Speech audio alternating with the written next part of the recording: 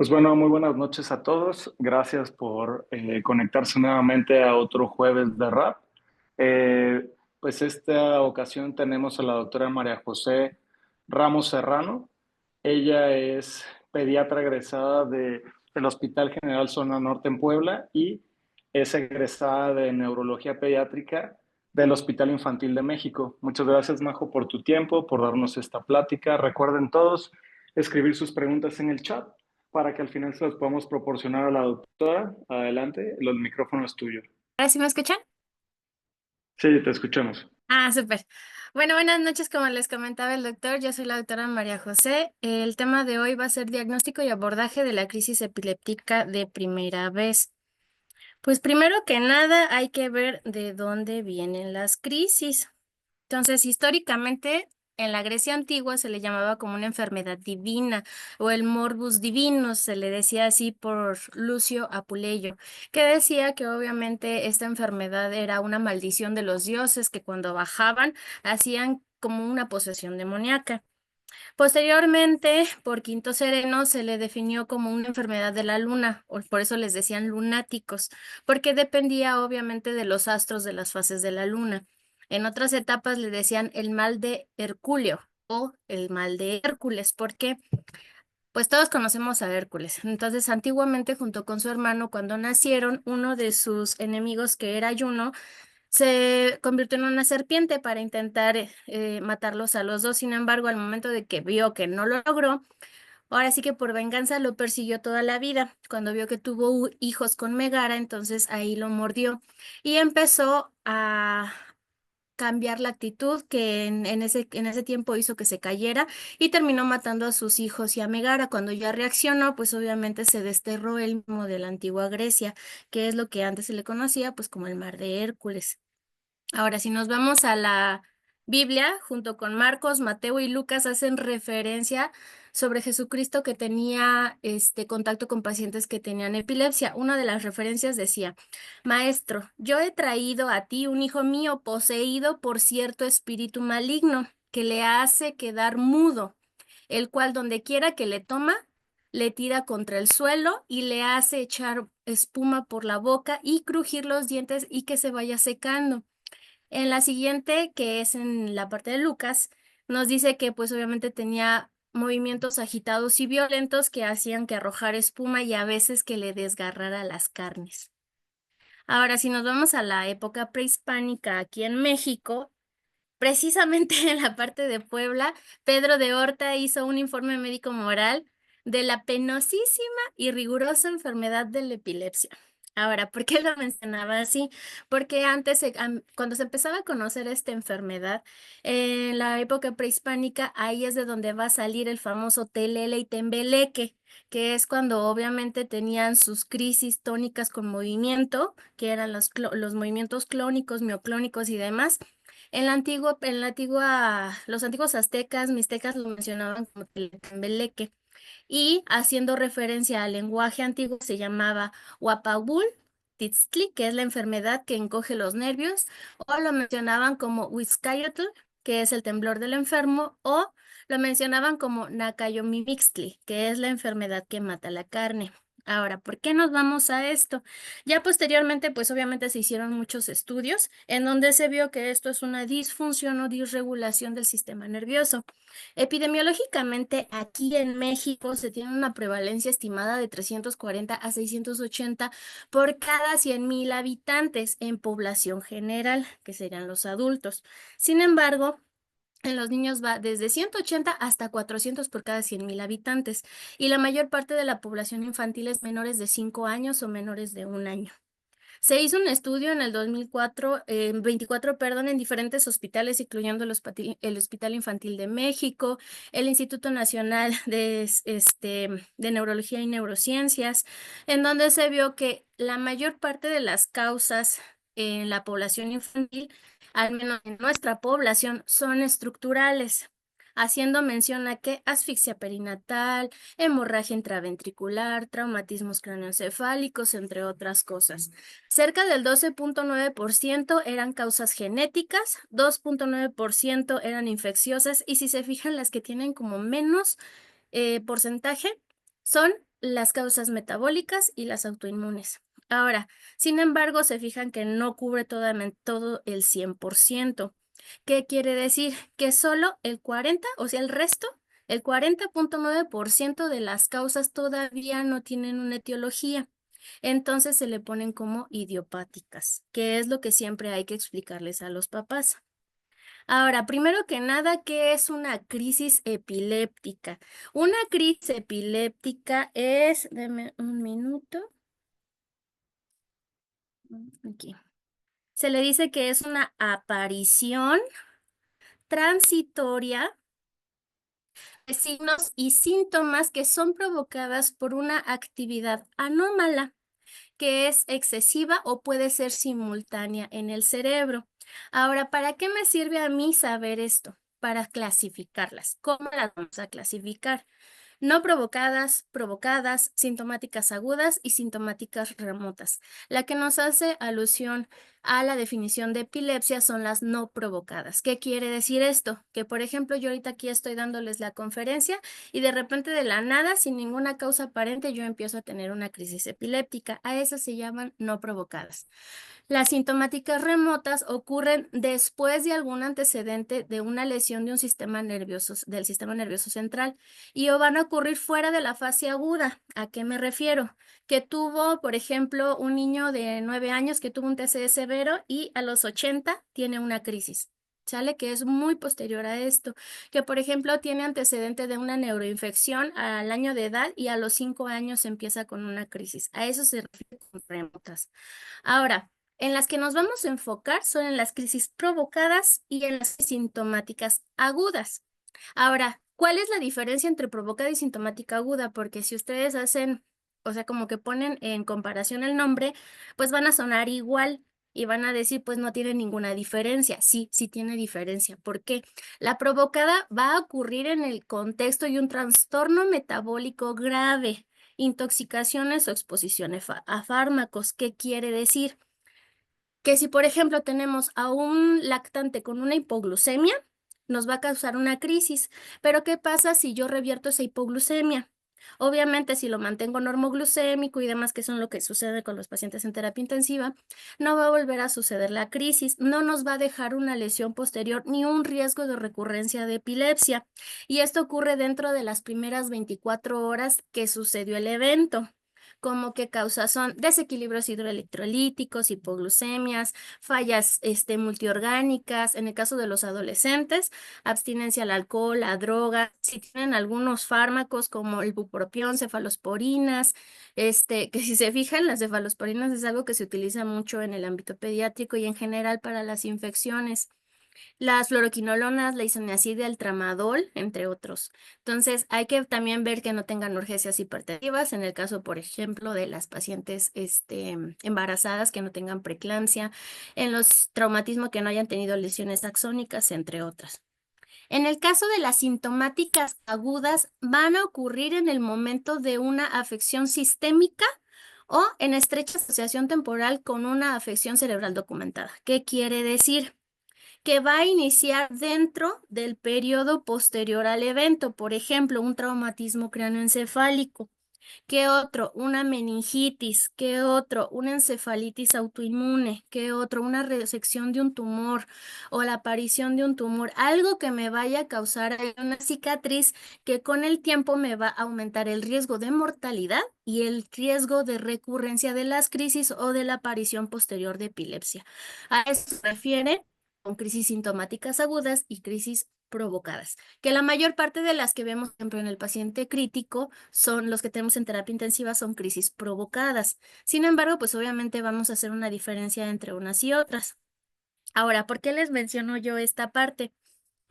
Una persona normal, sana, en este caso haciendo énfasis al emoji de aquí, tiene un riesgo de tener una única crisis de un 8 a un 10%, y con crisis me refiero a crisis no provocadas. Por ejemplo, en el caso de los niños que no tengan antecedentes de infecciones, que no tengan antecedentes de alteraciones hidroelectrolíticas, traumatismos, infecciones, hemorragias, infartos, entre otras causas. Ahora, ¿qué pasa si yo ya tuve una crisis? Mi riesgo de recurrencia no va a ser de 8 a un 10%, va a subir de un 40 hasta un 52%, que si se fijan no es nada despreciable porque aumentó mucho de un 10 hasta un 50%. Esto va a ser en un lapso de 2 años. Ahora, ¿qué sucede si, por ejemplo, yo ya tuve las dos crisis? ¿Cuál es mi riesgo de que yo presente una tercera, cuarta, quinta, sexta, muchísimo mayor del 60%? ¿Por qué les explico yo esta parte? Porque vamos a ver, o por qué lo necesitamos saber, pues para hacer el diagnóstico de epilepsia. Ahora, este es un paciente que tuvimos en el hospital, nada más haciendo recordar de que todos los videos, fueron tomados con autorización de los padres. Este es un pequeñito que tuvimos de unos 8 años, que tuvo bueno, ya un diagnóstico de una encefalitis autoinmune. Inició pues con una crisis única que fue con la que llegó y posteriormente empezó a hacer crisis recurrentes. Ahora, ¿cuál es la definición como tal de epilepsia? Tenemos dos tipos, la conceptual y la operacional. Conceptualmente hablando, es un trastorno cerebral que se caracteriza por una predisposición continua a la aparición de crisis y por consecuencias neurobiológicas, cognitivas. Entonces, la definición va a requerir la presencia de ¿qué? Al menos una crisis epiléptica. Entonces, me van a decir, bueno, cualquier crisis me puede dar el diagnóstico de epilepsia. No, por eso tenemos la definición operacional. Entonces, en la definición operacional tenemos tres puntos. El primero, que es el que vemos más nosotros los neurólogos, que son los síndromes epilépticos. Aquí como que se traba un poco el video, pero hace referencia a un pequeñito que tuvimos de 7 meses cuando llegó, que no tenía sostén cefálico, ustedes lo pueden notar, y de repente empieza a tener un evento donde se hace que se cae hacia adelante, extiende los brazos y regresa. Ay, perdón. A eso lo conocemos como espasmos epilépticos infantiles, ¿sale? Entonces, eso se refiere con diagnóstico de un síndrome epiléptico. Son todas aquellas epilepsias que son dependientes de la edad y aparecen obviamente de acuerdo a cómo va el crecimiento. Ahora, en un paciente previamente sano, entre comillas, por así decirlo, o reflejas, ¿a qué me refiero con reflejas? Ojo, puedo tener una crisis provocada por ejemplo, lo que pasó hace muchísimos años que veían Pokémon y empezaban las luces estroboscópicas y por consecuencia había niños que convulsionaban. Hay niños que con cada vez que le pongas la luz convulsionan. A eso se llama reflejo. Posterior a la diálisis pueden tener una crisis.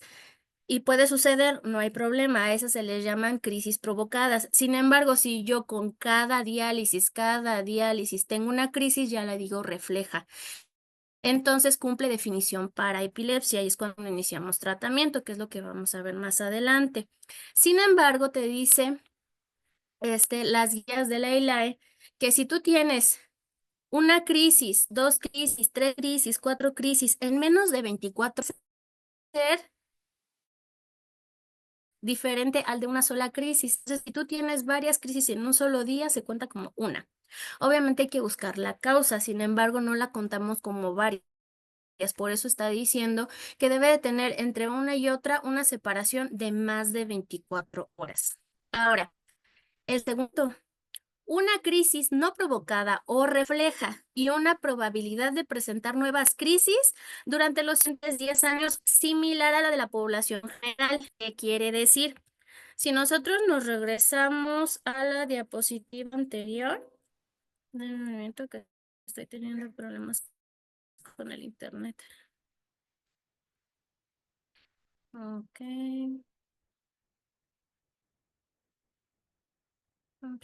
Aquí está, esta. Entonces, como yo les comentaba, un paciente normal dar una crisis de 8%. Ahora,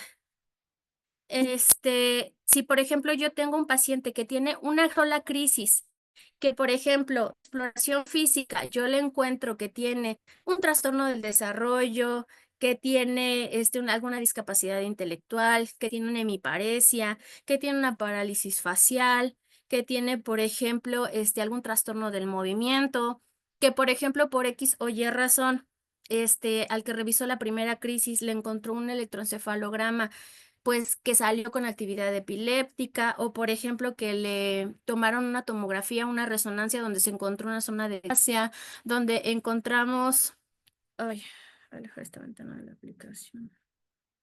Ok. Entonces, por ejemplo, que también encontramos alguna otra alteración focal, a eso es a lo que hace referencia el punto 2. ¿Sale? ¿Qué quiere decir? Que yo tengo una crisis, pero tengo un factor de riesgo para que me aumente a más del 60%, que es equivalente al de una persona sana que no le encontramos nada y que ya tuvo 2 crisis. ¿Sale? Ahora, bueno, ya sé que es una crisis. ¿Y luego qué voy a hacer? Ya sé diferenciar si es provocada, si no es provocada, si es sintomática y luego qué sigue. Me están diciendo que es una crisis de primera vez. Bueno, necesitamos hacer 3 puntos. Si nos llega, por ejemplo, a nosotros un paciente que tuvo una crisis de primera vez, que llega a suceder mucho, no sé, a las 3 de la mañana y por X o Y llegan a las 8 o 9 de la noche y resulta que ya no tienen nada. Bueno, ¿qué es lo que le vamos a buscar a esa crisis de primera vez? Primero hay que hacer la historia clínica completa, una exploración física y hay que ver la semiología que nos están refiriendo los padres. Ojo, primero hay que tranquilizarlos porque siempre vienen bien estresados y no te saben describir bien lo que tienen. Entonces, ¿qué le vamos a preguntar en la historia clínica? Primero, la edad. Entonces, como les comentaba, hay síndromes, o más bien los síndromes epilépticos son dependientes de la edad. Por ejemplo, los espasmos epilépticos infantiles, que normalmente se presentan entre los 6 meses y los 2 años de edad. La epilepsia mioclónica juvenil, que se presenta entre los 13 y los 15 años. La epilepsia de ausencia infantil, que son las famosas crisis de ausencia. ¿En qué edad se presentan? Entre los 5 y los 8 años, ¿sale? Fuera de esos rangos, obviamente ya no lo vamos a catalogar como estos síndromes, por eso es importante siempre preguntar la edad. Después hay que ver qué eventos previos o qué eventos lo precipitaron. Por ejemplo, el ejemplo que les mencionaba de al niño que le ponen la luz estroboscópica varias veces. Hay muchos que, por ejemplo, que ya tienen algún tipo de discapacidad, les haces un sonido fuerte que tienen una crisis refleja. Por ejemplo, hay recién nacidos que tienen hiperplexia, que cuando les haces un sonido fuerte empieza a hacer el movimiento. Si, por ejemplo, estaban jugando, si estaban leyendo, hay epilepsias que, por ejemplo, si tú los sometes a calor, pues obviamente desencadena la crisis, o si tuvo ingesta de alguna sustancia o medicamento, ¿sale? Ahora, el tercero, ¿qué eventos se asociaron? ¿Qué quiere decir? Si, por ejemplo, vieron que se mordió la boca, que tuvo cianosis, incontinencia urinaria, que, por ejemplo, durante el evento empezó a gritar, que tuvo una postura como de esgrimista, que los ojitos y la cabeza se fueron hacia un lado, que por ejemplo hacía movimientos de automatismos con las manos, con las manitas. Y después de eso, obviamente que ya vemos qué otras cosas tenía, pues hay que hacer una revisión sistemática. ¿Qué quiere decir? Tuvo fiebre, tuvo cefalea, diarrea, vómito, ingirió algún medicamento. Obviamente ya después con la historia clínica, digo, con la exploración física lo vamos a terminar completando. Hay que preguntar también los antecedentes perinatales. ¿Qué quiere decir? Si tuvo antecedente de asfixia, si tuvo antecedente de que, por ejemplo, tuvo desprendimiento de placenta, que tuvo problemas al nacimiento, de que tuvo hiperbilirrubinemia, de que se le paró el corazón, alguna sepsis, entre otras cosas. Y entre los familiares es importante siempre preguntar. ¿Tiene algún familiar que haya convulsionado? No, pues que sí. ¿Por qué? No, pues es que empezó desde que estaba chiquito y hacía esto y pues se parece más o menos a lo que tiene mi hijo. Ah, bueno, entonces se puede asociar un síndrome epiléptico. También se puede asociar, por ejemplo, hay que preguntar, ¿tiene algún familiar que en algún momento haya convulsionado por fiebre cuando era niño? No, pues que sí. Entonces hay que asociarlo probablemente a un antecedente de crisis febriles plus, que eso obviamente pues ya viene en otro apartado. Ahora, hay que revisar el desarrollo psicomotor. ¿Sale? Si se fijan en el niño que tuvimos más bien que les mostré de espasmos epilépticos, es un niño de 7 meses que no sostiene cabeza, no fija mirada y aparte tiene estos movimientos. Entonces, el desarrollo psicomotor nos habla mucho de una epilepsia. Cuando un niño tiene crisis, que era previamente sano y ya después lo ves y ya tienes prácticamente un niño como si fuera de parálisis cerebral. Ahora, lo importante que hay que preguntar de esto es si fue de día o fue de noche. Lo que nos llamaría a nosotros o las banderas rojas que tendríamos nosotros. Cuando tienes la sospecha de una crisis, primero sería si es por la noche. Normalmente en la noche es cuando el cerebro descansa. Entonces, imagínense, si en el día está todo lo que da y convulsión en la noche, eso quiere decir que la regulación no es la adecuada.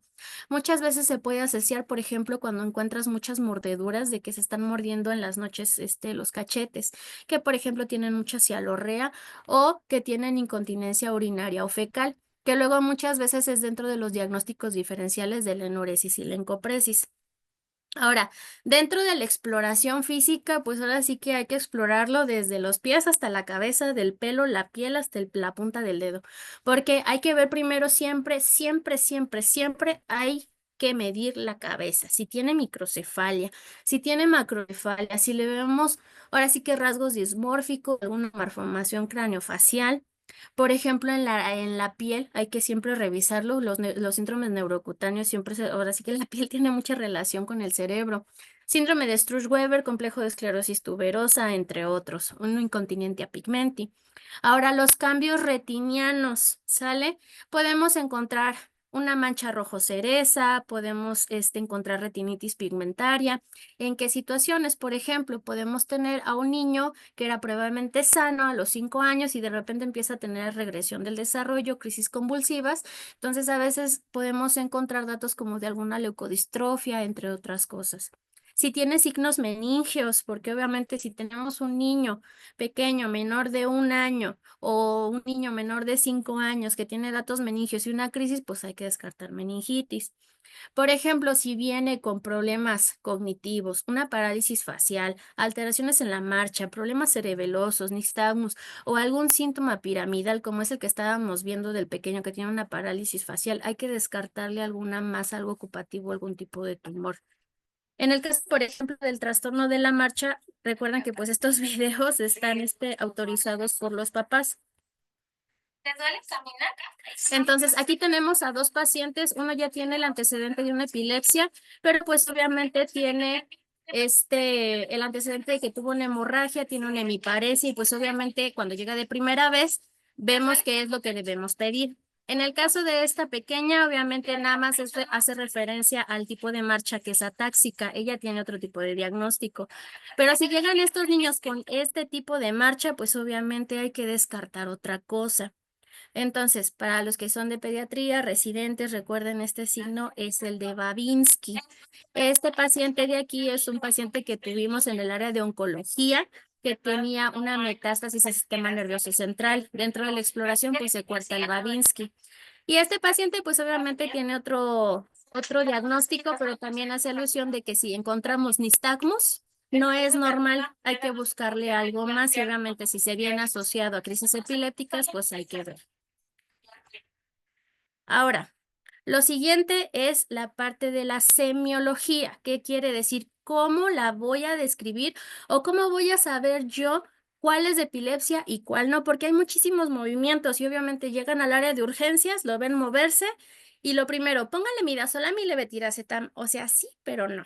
¿Sale? Ahora vamos a ver cuáles son las indicaciones y el uso de los medicamentos. Primero hay que ver, ¿estaba despierto o estaba dormido cuando tuvo la crisis? ¿Por qué?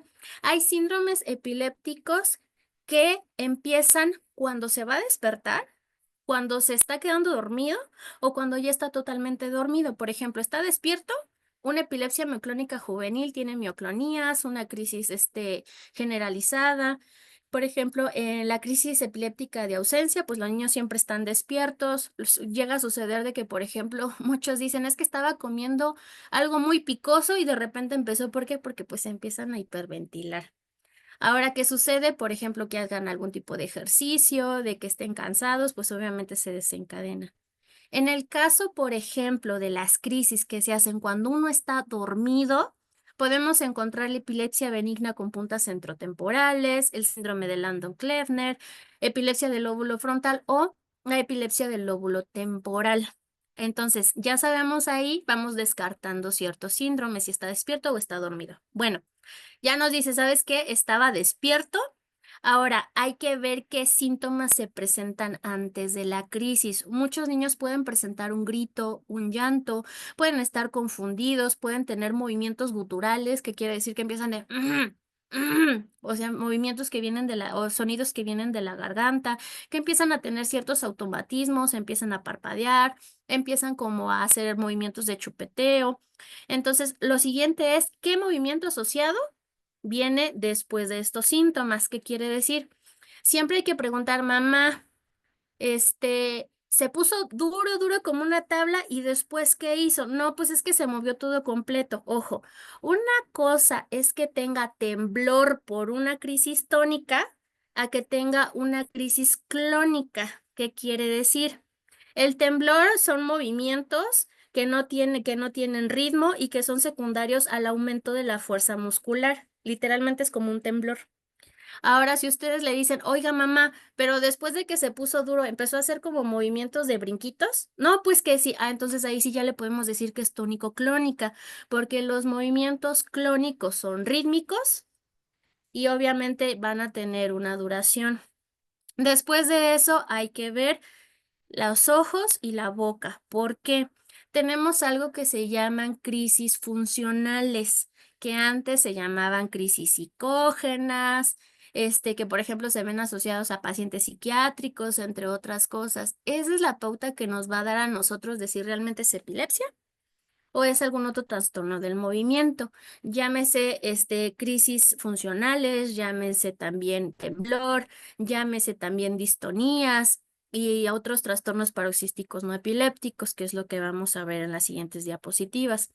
¿Qué quiere decir? Por lo regular, un niño con una crisis epiléptica tiene los ojos abiertos y por lo regular, por el movimiento, la boca la cierran y empiezan a tener tensión en la mandíbula. Sin embargo, por ejemplo, en los eventos de síncope, en los eventos de las crisis funcionales, lo que hacen es que cierran o aprietan muy fuerte los ojos y muchas veces lo que hacen son movimientos estereotipados que no tienen un ritmo. Van a ver ahorita un video qué es lo que hace la niña, empieza a cerrar los ojos y hace movimientos así con la cabeza o, por ejemplo, empieza a levantar la pelvis o empieza a mover las manos, que cuando uno no está habituado, pues obviamente se puede catalogar mal y se puede sobremedicar a los pacientes. Y lo segundo, lo último, perdón, es ver cuánto duró el evento y qué fue lo que sucedió posterior a estos movimientos. Oiga, mamá, ¿cuánto le duró el movimiento así fuerte y que empezó a brincar? Muchos le va a decir, ay, no sé, doctora, le pueden decir, bueno, duró más o menos como una canción, dos canciones. No, pues duró como una canción, más o menos es como un minuto y medio, dos.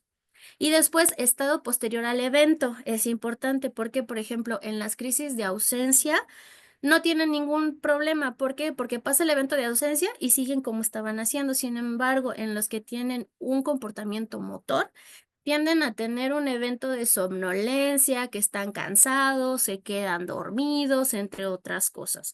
Y hay que preguntar, obviamente, ese evento posterior, ¿cuánto duró? ¿Una hora, 2 horas, 1 hora y media? Hay unos que te dicen 15 minutos, 20 minutos, entre otros. Entonces, ya teniendo la semiología, pues obviamente les voy a poner varios tipos de movimientos que todos son completamente diferentes. Este es el mismo pequeño que vimos al principio. Si ustedes se fijan, el niño está despierto y ¿qué es lo que hace? Parece como un movimiento de sobresalto y muchas veces lo pueden confundir con el reflejo de Moro. Pero ¿qué es lo que alcanzan a notar? Si ustedes ven cuando hace el movimiento, que nosotros le llamamos espasmo y por el nombre ya saben cuál es, tiene los ojitos, empieza con los ojitos hacia arriba. Si lo pongo yo sentado, la cabeza abruptamente va a hacer una fase tónica y va a caer. Y después va a regresar a la fase de extensión, que estos se conocen como espasmos epilépticos infantiles. El segundo ya es un problema genético que tenemos en una pacientita que, pues bueno, ya es ahora sí que parte de nuestro repertorio de videos. ¿Sale? Ahora, en la primera, si ustedes se fijan, llega a tener movimientos. Deme un minuto. Ajá, parecen estáticas. Ay, denme un minuto. Ok. Entonces, en el segundo video nosotros pudimos observar que aquí está. La pacientita de aquí en medio empezó con movimientos clónicos de la carita y segunda se empezaban a recorrer hacia una parte del cuerpo y después a la piernita. En el segundo video, denme un minuto. Porque no sé cómo quitar el puntero. Aquí está la flecha. Listo. En este tenemos a un paciente con un síndrome de Lennox-Gastaut, que obviamente si nosotros vemos el movimiento que hace, lo podemos catalogar como un espasmo epiléptico infantil. Vamos a quitar el sonido, lo ponemos un poquito más adelante. Ok.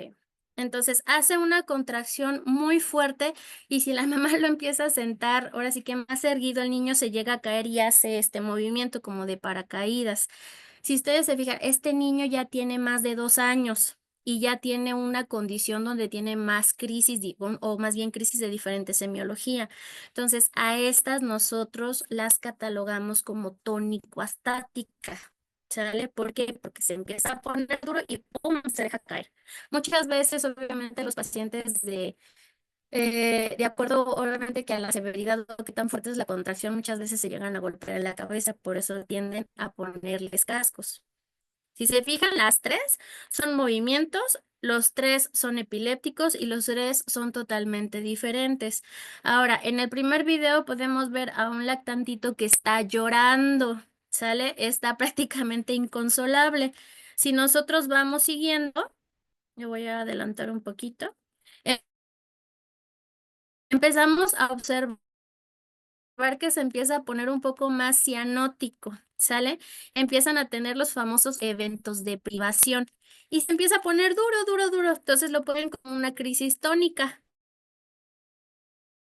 Sin embargo, ¿cómo le llamamos a esto? Espasmos del sollozo. ¿Qué sucede? Por ejemplo, si el espasmo es muy prolongado, la cianosis es muy prolongada, puede hacer secundariamente una crisis tónico-clónica, ¿sale? Eso sí puede suceder, pero con un espasmo que es severo, pues hay que descartarle alguna otra cosas, que tenga algún cardiopara o algo. Entonces, ustedes se fijan cómo empieza a tener la pérdida de la mirada, empieza a aumentar el tono y de repente empieza a regresar. Ahora, en el siguiente video tenemos a una pequeñita de edad escolar. Estoy teniendo problemas con el internet, una disculpa. Permítame tantito.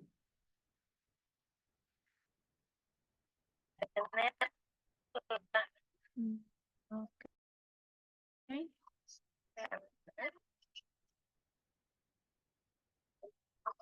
Permítame.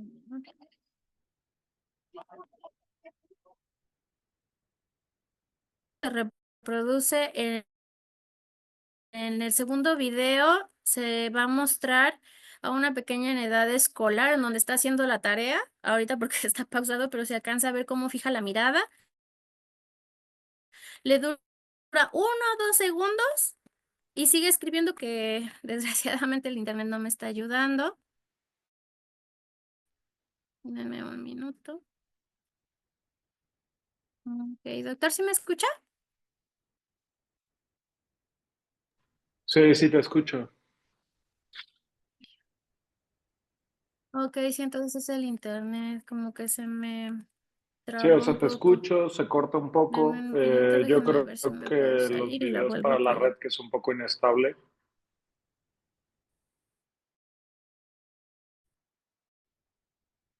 Como que no. Ajá, úchala. A ver, denme unos minutos. Pero bueno, si se fijan, o sea, son movimientos totalmente diferentes. ¿Y por qué es importante saber toda esta semiología? Pues obviamente para saber a quién sí le da tratamiento y a quién no le voy a dar tratamiento. Y obviamente dicen, no, pues es una crisis, pásenle mida, pásenle leve. O por ejemplo, ven a una niña ya adolescente, que son más comunes, las head rolling en la cabeza, cierra los retratos. Y entonces obviamente empieza a tener movimientos en la cadera, se empieza a mover de un lado para el otro y dicen, no, pues está convulsionando. Y pues resulta que por semiología la niña solamente tiene una crisis funcional. Entonces, por eso siempre es importante Majo, que cuando... ¿Mande? Sí. perdóname, pero mira, creo aquí te sugieren que para que tengas una mejor estabilidad de la red para los videos y porque se escucha entrecortado, Ajá. que apagues tu cámara. Ah, ok, muy bien. Deme un minuto. Mm, ujú. Ah, ok, vamos a ver si se puede. Vamos a ver. Ah, parece que sí, muy bien. Bueno, como les comentaba en el segundo video, una disculpa por el internet. Podemos observar a nuestra paciente en la edad escolar que obviamente tiene eventos de fijación de la mirada, mueve la cabeza y sigue como si le estuvieran, o sea, como en la etapa en la que se quedó, como si solo le pusiera pausa y sigue haciendo lo mismo que lo mismo que estaba haciendo, por ejemplo, la tarea. Si pensó que le hablaron, pues ella contesta como sin ningún problema. En el caso del tercer video, tenemos a una paciente adolescente donde si ustedes observan, no tiene un movimiento rítmico, como que el movimiento de las caderas es hacia arriba, los hombros y el tórax empiezan a levantarse, los ojos tal vez no se alcanzan a ver, pero los tiene cerrados y empieza con movimientos en los dedos. Parecen muy laboriosos, pero esto no es epilepsia. Esto se llaman crisis funcionales. En el caso, por ejemplo, de los famosos trastornos paroxísticos no epilépticos, ¿qué quiere decir? Que son movimientos, pero que no tienen correlación con algo epiléptico. Por ejemplo, en los lactantes, los head rollings, esos son muy comunes en la etapa de los lactantes, que nada más lo hacen como para conciliar el sueño, se van quitando con la edad. ¿Sale? Entonces, los siguientes que podemos ver se llaman, se los conocen como estremecimientos. ¿Qué es lo que hace? Sucede mucho con los niños cuando están enojados, empiezan a hacer esto, o por ejemplo que están dormidos, que tienen algún sueño o algo y empiezan a tener como temblor. Entonces, muchas veces los papás se asustan porque dicen, no, pues es una epilepsia, pero si se fijan ustedes, son secundarios a algo. En el caso de esta niña está haciendo un coraje y empieza a ponerse dura y lo que hace es un temblor, pero eso lo hace de forma voluntaria. Ahora, en el tercer caso también tenemos a un lactantito que obviamente tiene la posición, la posición como más característica que se llama el síndrome o la posición de Sandifer, que es, por ejemplo, en los pacientes que tienen reflujo, empiezan con reflujo y hace una arcada y hace la cabeza hacia atrás. ¿Sale? Ahora, ya les dijo el diagnóstico, pero no hay problema. Entonces, otro de los tipos de movimientos que también pueden llegar al área de urgencia son las distonías. Pueden ser cervicales, pueden ser de un solo músculo. ¿Qué es lo que sucede? Que la musculatura, tanto de la parte agonista como del antagonista tienen una contracción y empiezan a hacer movimientos antinaturales, que muchas veces sucede que, por ejemplo, es de un solo brazo, el niño está consciente y como llega con el brazo extendido y todo duro, literal como si fuera una crisis tónica, piensan que es epilepsia y le ponen una benzodiazepina. En el siguiente caso tenemos también a otra pequeñita que tiene el mismo síndrome epiléptico y tiene muchos movimientos asociados. Estos se les llaman disinesias, ¿sale? Si se fijan es solo como de un grupo muscular, como si fuera un temblor, no son como las clónicas que hacen como un movimiento de brinquito. Y en el caso de la misma paciente, obviamente ya cuando remitieron las crisis, empieza con otro tipo de trastornos de movimiento, ¿sale? Que obviamente estos fueron remitiendo con alfa-metildopa. Ahora. En el caso que yo les mencionaba de las crisis funcionales, esta es una paciente ya adolescente que si se fijan tiene los ojos cerrados, hace la posición de arcada, levanta el tórax, levanta la pelvis. Entonces, ustedes pueden notar que las extremidades no tienen aumento de tono, solamente es el torso, ¿sale? Entonces se empieza a mantener extendida, uno se puede espantar porque la puede catalogar como una crisis tónica. Sin embargo, después empieza con un poco de temblor y empieza con movimientos estereotipados que no tienen nada que ver con una crisis, ¿sale? Entonces, esto también puede llegar al área de urgencias y se puede confundir con un estado epiléptico porque llegan a ser prolongadas. Ahora, ya tengo la semiología, ya tengo la edad, la historia clínica. Ahora, suponiendo que yo tengo a un paciente que tiene una crisis única y que yo sospecho que pueda tener algo más. ¿qué le voy a pedir? Obviamente, pues va a depender de qué es lo que encuentres. Si tienes un trastorno del desarrollo, si ves que el niño tiene fiebre, tiene datos de focalidad, una hemiparesia, una parálisis facial, entre otras cosas que vendría siendo el punto 2, que es lo que nos enfocamos a la crisis epiléptica de primera vez. Ahora, podemos pedir diferentes tipos de estudios. Obviamente, para los estudios de imagen, podemos solicitar una tomografía simple o una resonancia de cráneo. Obviamente, la resonancia no va a estar a disposición de todos los lugares. Entonces, lo que tenemos siempre a la mano es una tomografía de cráneo. ¿Sale? Si tenemos, por ejemplo, a un paciente que tuvo una única crisis, pero que no tiene datos de focalidad, no tiene miparesia, no tiene fiebre, no tiene cefalea, de todos esos pacientes que van a llegar previamente sanos, sin focalidad, sin nada, solo el 10% van a presentar una alteración en un estudio de imagen. En el caso de esta paciente, ella empezó en la edad lactante, cerca de los 6 meses, cuando ya empezaba a gatear y cuando empezó al año a caminar, empezó a notar la mamá que caminaba un poco raro, que la niña estaba demasiado irritable, que por ejemplo, por más que la intentara cargar, consolar, pues no se le quitaba.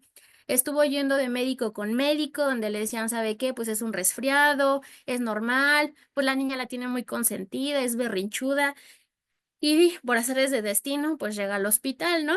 Y podemos observar ahí que tiene una tumoración que abarca prácticamente cerca del 80% de la bóveda craneana, que tiene obviamente zonas de hemorragia, zonas quísticas, la paciente pues obviamente está en cuidados paliativos, pero esto es un porcentaje pequeño, que son de los que ustedes se encuentran con focalidad.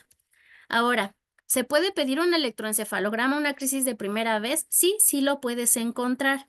Sin embargo, si no tiene algún otro dato, hasta el 50% puede salir normal.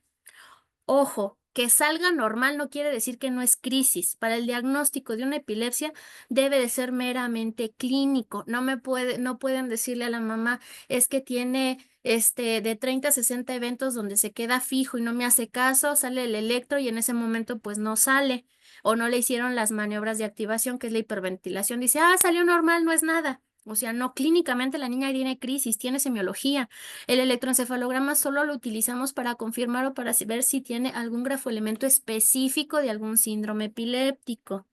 Sin embargo, obviamente, con el uso repetitivo, o más bien, si se le hacen estudios repetitivos de electroencefalograma, en algún momento podemos encontrar el foco epileptógeno, dependiendo de si lo encontramos en sueño, lo encontramos en vigilia, porque muchas veces sucede que o no lo desvelaron, o el niño tiene hambre, está muy irritable, no se pudo hacer el electro. Entonces, ese porcentaje de que nosotros vamos encontrando el foco epileptógeno va aumentando hasta el 70% con los estudios repetitivos. Pero ojo, si yo tengo un paciente previamente sano, sin crisis, sin nada, cerca hasta el del 10 a 20% de los electros pueden salir con algún grafoelemento. Y no quiere decir que sea epilepsia, o sea, solamente es un hallazgo. Por eso se diagnostica con clínica, no con estudios. El estudio solamente nos ayuda para abordaje. Porque lo que sucede mucho en el área de urgencias, terapia intensiva, a lo mejor a veces hasta por los mismos papás que se desesperan, es que hágale un electroencefalograma ya de urgencia. No, la realidad es que eso no urge. Lo que urge es el manejo de la crisis clínica. Ya lo demás, pues obviamente se puede ver después. Ahora, ¿puedo pedir algún estudio de laboratorio? Sí, pero depende del contexto de tu paciente. Si, por ejemplo, tienes un lactante de, ¿qué les diré? Unos 6, 7 meses, que empieza con fiebre, le encuentran datos meningios, pues obviamente le van a pedir una BH, hemocultivos, una punción lumbar, entre otros laboratorios. Pero sin embargo, por ejemplo, es un niño previamente sano que a cierta edad empieza a deteriorarse, bueno, pues obviamente vamos a ver si no son problemas metabólicos, algún error innato del metabolismo, que tuviera, por ejemplo, alguna coagulopatía, que haya tenido antecedente de ingesta o, por ejemplo, de órganos fosforados que tengan cerca de la casa. Entonces, por eso les digo, va a depender mucho del contexto del paciente. No a todos se les va a solicitar.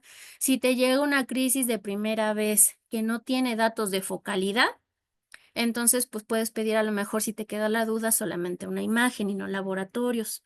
Pero, por ejemplo, si tienes a un niño de 5 años que está como en el borderline, que tiene fiebre y convulsionó, todavía lo puedes catalogar como una crisis febril.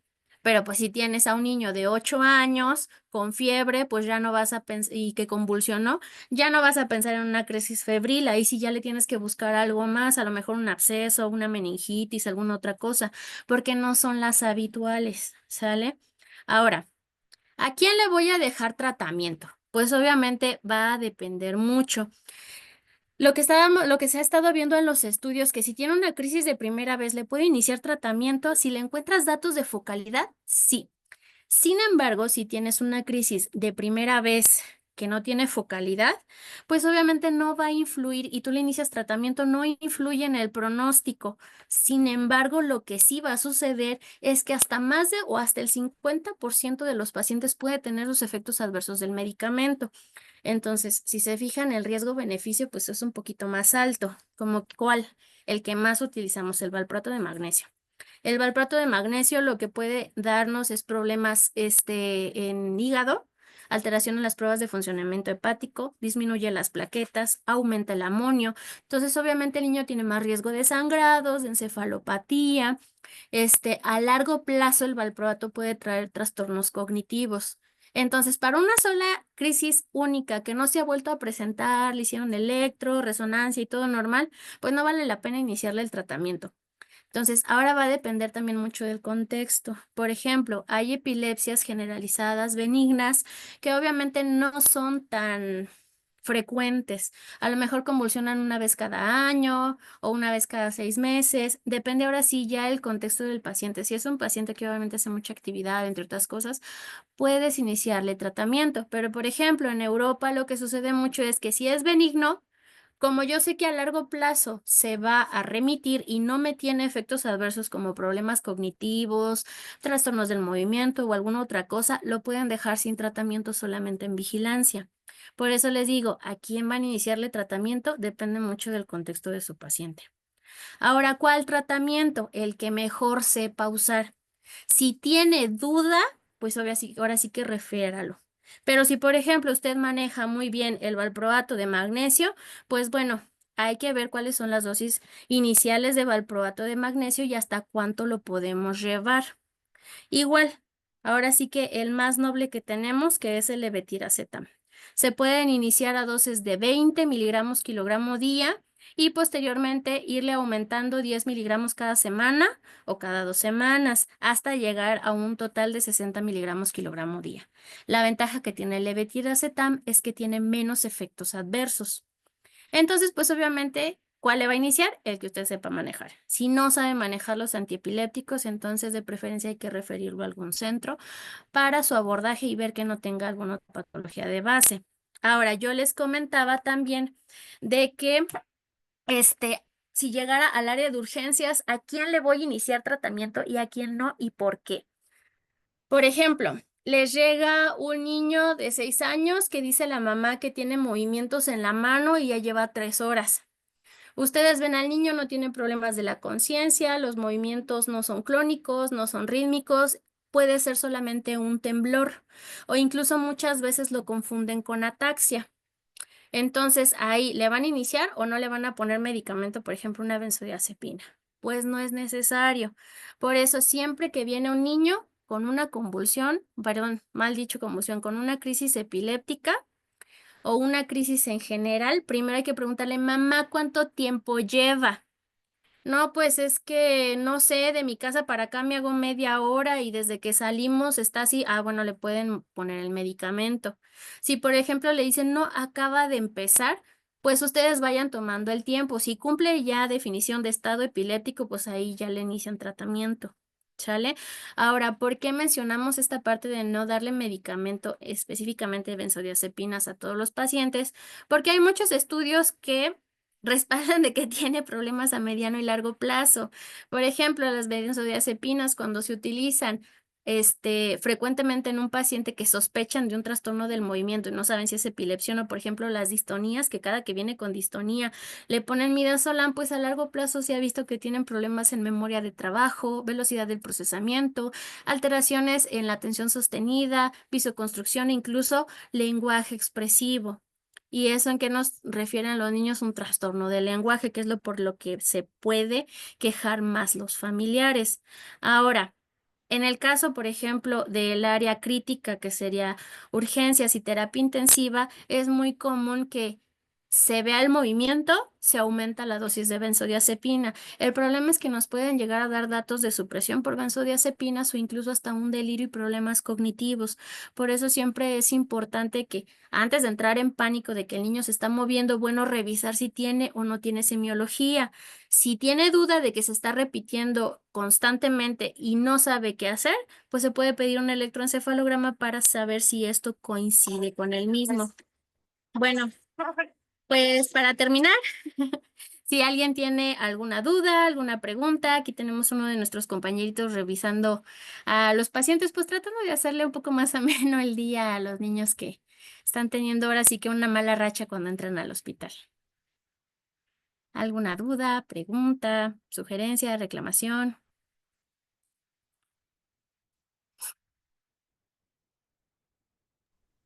Pues bueno, Majito, en lo que a ver si alguien se anima por alguna pregunta, pues antes que nada, darte las gracias. Pues felicitarte, la ponencia fue muy didáctica, sí, obviamente no ayudaron mucho los problemas del internet, ¿no? Pero bueno, o sea, creo que viste muy buenos ejemplos con la cuestión de los videos, entonces muchas veces es importante pues visualizarlo antes de solo saber las definiciones, ¿no? Y muchas gracias por compartirnos pues todas estas definiciones, que pues bueno, yo he incluido pues algunos pues no te vas ya como actualizando mucho en esa parte que no manejas, ¿no? Pero pues obviamente es importante esto. Entonces, la mayoría de la gente pues, te comenta que excelente ponencia, doctora, felicidades, muchas gracias por el tema, muy entendible, puedes repetirla.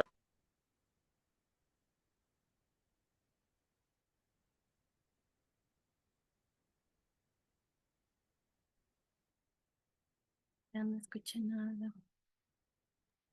Ok. Ya te escuchamos. Que si puedes repetir la definición operacional de... Hola. Deme un minuto.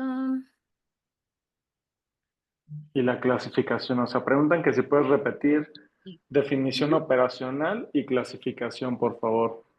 Ok, la definición operacional que tenemos de epilepsia, denme un minuto para volverla a compartir. Ok, la voy a compartir sin como que hacerla más grande para verla. Entonces, la clasificación primero de las crisis son 4: provocadas, no provocadas, sintomáticas agudas y sintomáticas remotas. No provocadas, pues obviamente que nada las haya hecho secundario, que no haya tenido fiebre, no haya tenido infección, no haya tenido algún trauma de cráneo, etcétera, etcétera. Las sintomáticas remotas son aquellas que tuvo el antecedente de una lesión, pero la crisis no se dio en ese momento. Por ejemplo, un niño que tuvo un trauma de cráneo a los 5 años, llega a los 10, a los 15 años y de repente tiene una crisis con semiología epiléptica. ¿Sale? Esa es una crisis sintomática remota. Luego las siguientes son las provocadas. Ocurren con problemas metabólicos, intoxicaciones, exposiciones a fármacos. ¿Por qué? Porque la crisis sucede en el momento en que sucede el evento y no deja una secuela.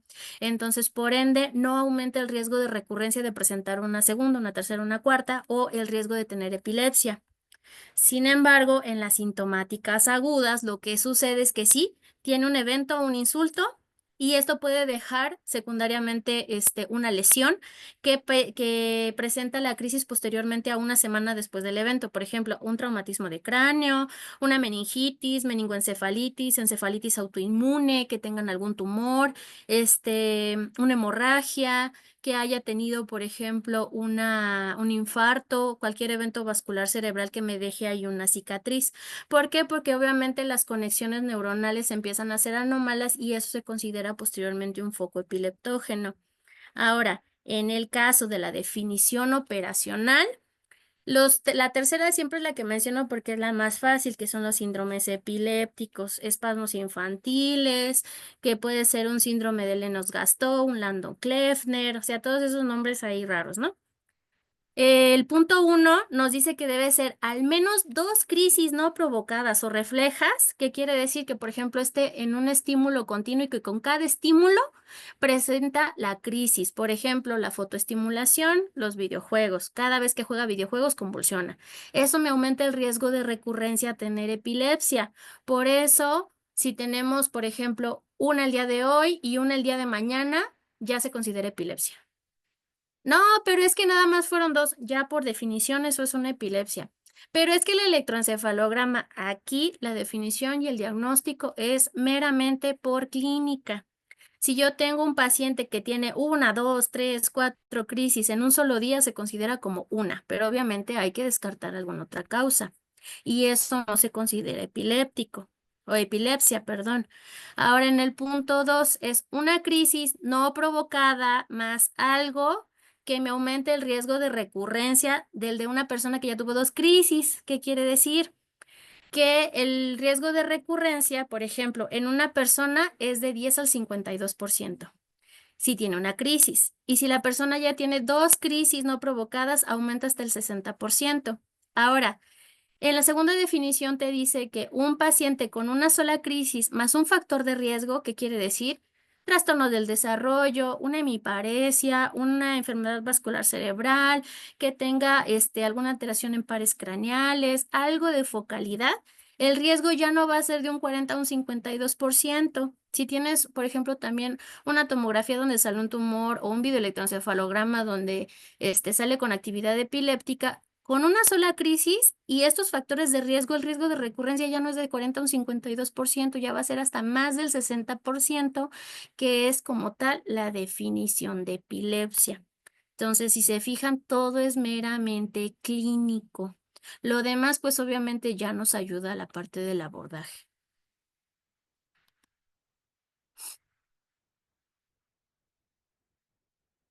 Muy bien, mira, aquí te comentan, comentaba de los niños con hiperbilirrubinemia, ¿pueden desarrollar epilepsia? ¿Qué seguimiento tendremos con esos pacientes? Depende mucho. Por ejemplo, puede haber pacientes con hiperbilirrubinemia que no tienen como ningún desarrollo ningún problema del desarrollo psicomotor.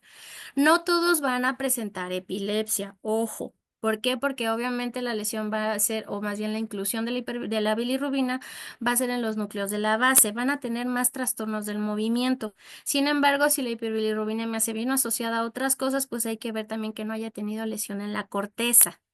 Entonces, a los niños con hiperbilirrubinemia hay que ir viéndoles o hay que irles dando seguimiento primero con un audiólogo para ver que no tengan problemas acústicos. Y lo siguiente es el problema del desarrollo. Pueden presentar, sí, pero a diferencia de, por ejemplo, una hemorragia o que tengan asfixia perinatal, una encefalopatía hipóxico-isquémica, el riesgo de epilepsia es un poquito más bajo. No es el mismo, pero puede llegar a pasar. Entonces, ¿qué es lo que vamos a seguirle? Primero el neurodesarrollo, si tiene algún trastorno del movimiento. Muchas veces no hay necesidad de pedírselo, pero las mamás siempre graban todo, siempre graban todo. Entonces, cuando los graban, ustedes pueden ver si tiene o no tiene semiología epiléptica. Si es epiléptico, pues ya vimos cuáles son los criterios, pero por ejemplo, si es un trastorno del movimiento, podemos ver también que no van a coincidir. Entonces, siempre nada más hay que verle problemas del desarrollo y algún trastorno del movimiento para poderlo clasificar. Perfecto, muchas gracias. Pues si alguien más tiene alguna pregunta para la doctora, si no, pues volver nuevamente a agradecerte por el tiempo que dedicaste a actualizarnos en este tema, ¿no? Y muchas felicidades, obviamente, de parte de nosotros y pues yo creo que de parte de la gran mayoría, ¿no? Muy buena ponencia, te agradecemos mucho y esperamos verte nuevamente en otro jueves de rap. Sí, muchas gracias, siempre es un gusto. Cuídense mucho todos, que tengan excelente noche. Hasta luego.